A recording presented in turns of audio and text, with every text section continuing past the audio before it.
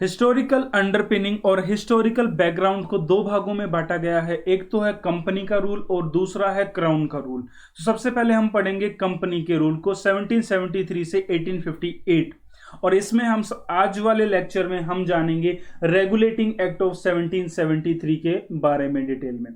Hello and welcome to विति पाठशाला।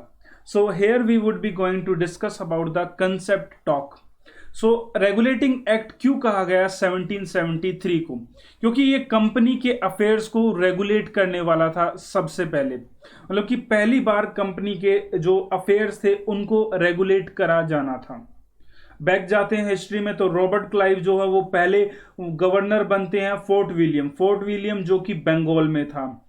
अब रॉबर्ट क्लाइव के नेतृत्व में बैटल ऑफ प्लासी लड़ी जाएगी 1757 में, और बैटल ऑफ बक्सर लड़ी जाएगी 1764 में।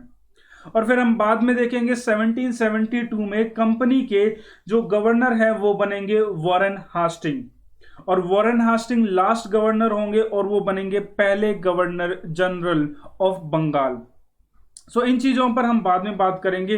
तो जब वॉरेन हास्टिंग बने गवर्नर ऑफ फोर्ट विलियम 1772 में, उन्होंने पाया कि कंपनी की फाइनेंशियल पोजीशन बहुत ही खराब है, बहुत ही खस्ता है।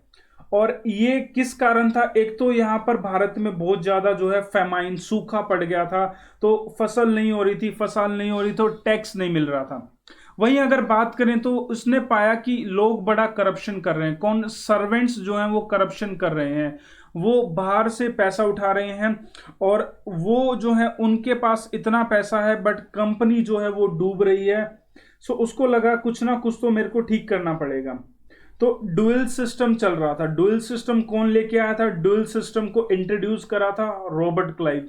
तो उसको लगता है कि डुअल सिस्टम ये काम का नहीं है और इसको जो है ये काम नहीं देगा। तो उसके बाद हम बात करते हैं कि इंग्लैंड में जाया जाता है। जो होम गवर्नमेंट, अगर इंग्लैंड में बात करें तो वहां पर होम गवर्नमेंट में एक तो कोर्ट ऑफ डायरेक्टर्स होते थे, एक कोर्ट ऑफ प्रोप्राइटर्स होते थे। नाउ कोर्ट ऑफ डायरेक्टर्स वो कंपनी को चलाते थे। कोर्ट ऑफ प्रोप्राइटर्स कौन होते थे? जो मालिक थे कंपनी के।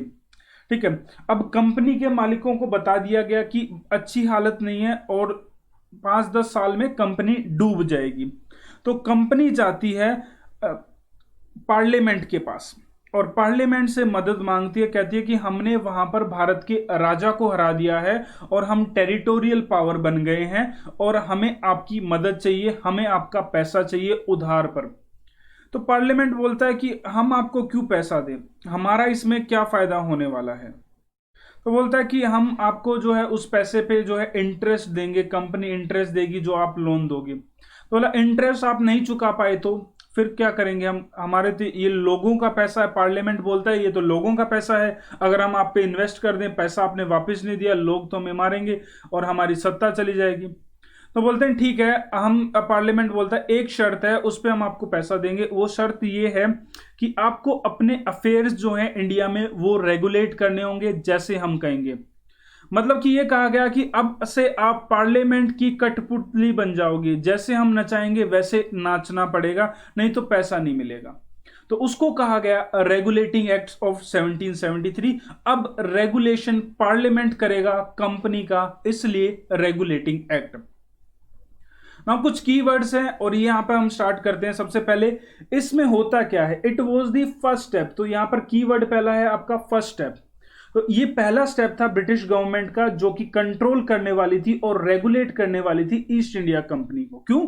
क्योंकि पैसा लिया है पार्लियामेंट से, तो अब पार्लियामेंट के हाथ में कठपुतली बन गए हैं और कंपनी को जैसे नचाया जाएगा वैसे नाचना पड़ेगा। So first step of the British government to control and regulate. दूसरा कीवर्ड है आपका इट रिकॉग्नाइज।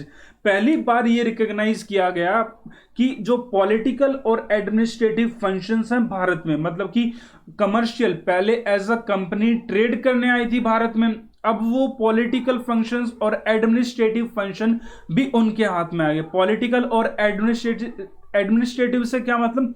लोगों की देखरेख करना, टैक्स कलेक्ट करना।